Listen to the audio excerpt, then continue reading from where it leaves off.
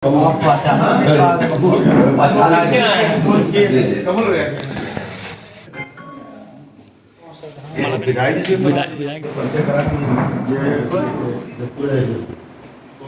लोग नहीं आए, सब जगह के पदाधिकारी यहाँ पर जो कि आपके लिए वहाँ पर प्रचार करेंगे। ये विश्लेष जी हैं, इधर दलित बाबू हैं हमारे करने आए हैं आप लोगों का।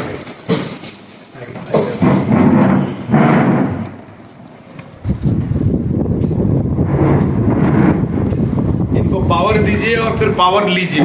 बिल्कुल निश्चित पावर दीजिए और फिर बाद में पावर का उपयोग कीजिए। निश्चित रहिए। इस बारे में हम लोग पहले से डिसाइड हो मैंने हम तो माध्यम मेरे बड़े भाई है ही नहीं भैया।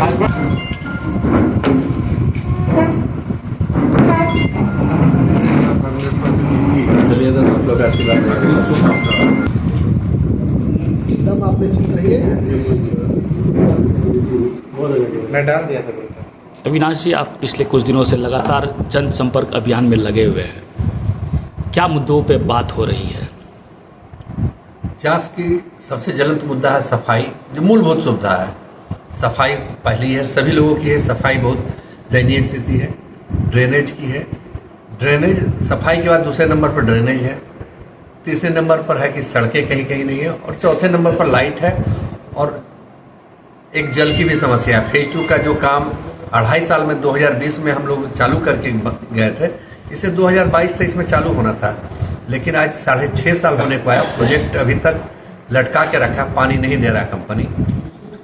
उस पानी की भी समस्या है, लेकिन जनता को आश्वस्त करते हैं कि मई में फेज 2 का पानी किसी हालत में कंपनी चालू करेगी। जनता मेरे कार्य करने की शैली पर मुझे वोट देगी। पिछले 5 साल में निगम में मैं एक पहला बार पार्षद बना। सब पार्षदों ने मुझे डिप्टी मेयर बनाया।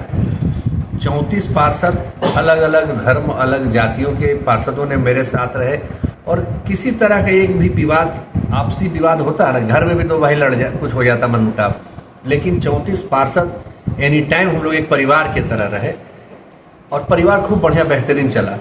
तो लोग जानते हैं कि मेयर का कोई विशेष पावर नहीं है। जब तक 18 पार्षद उनको सहमति नहीं देंगे किसी योजना को पास करने के लिए, तो मेयर चाह के भी वो योजना ने, जिस तरह मोदी जी को 272 सांसद चाहिए किसी चीज को पास करने के लिए, तो मेयर को भी 18 पार्षदों की जरूरत है।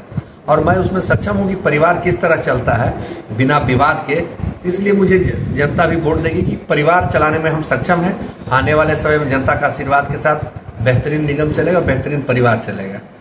हर जाति समुदाय का साथ आपको मिल रहा है? जबरदस्त मिल रहा है। ये तो आप मीडिया बंधु हैं, आपको हमसे ज़्यादा फीडबैक बाजार में आपको मिलेगा कि मेरा समर्थन कैसा मिल रहा है। कहते हैं कि कायस्थ भाजपा के प्रति थोड़ा झुकाव उनका होता है, तो कायस्थों के प्रति आपकी कोई खास बात सामने आ रही है क्या?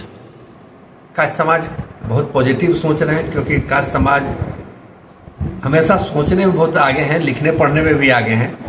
भाई जब जिनके यमराज के आपके कायस्थ समाज के चित्तूर सबसे बड़े मुनीम हैं, तो वो जानकार हैं, समझदार हैं, और हमेशा पार्टी भाजपा के साथ रहे हैं।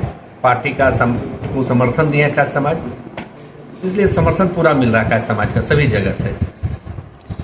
इरफान अंसारी के बोकारो आने से क्या कुछ फर्क पड़ रहा है राजनीति में?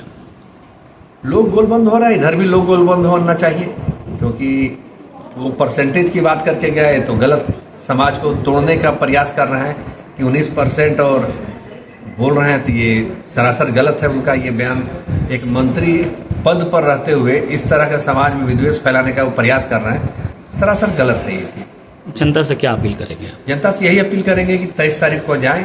6 नंबर पर बिस्कुट है। बिस्कुट बहुत नरम है, चाय के साथ भी, दूध के साथ भी, पानी के साथ भी, नहीं तो मुंह में डालिए बिस्कुट गल जाता है। उसी तरह उनका प्रत्याशी भी है, किसी भी समुदाय, किसी भी धर्म के साथ एडजस्ट करके आराम से बिंदास चलता है।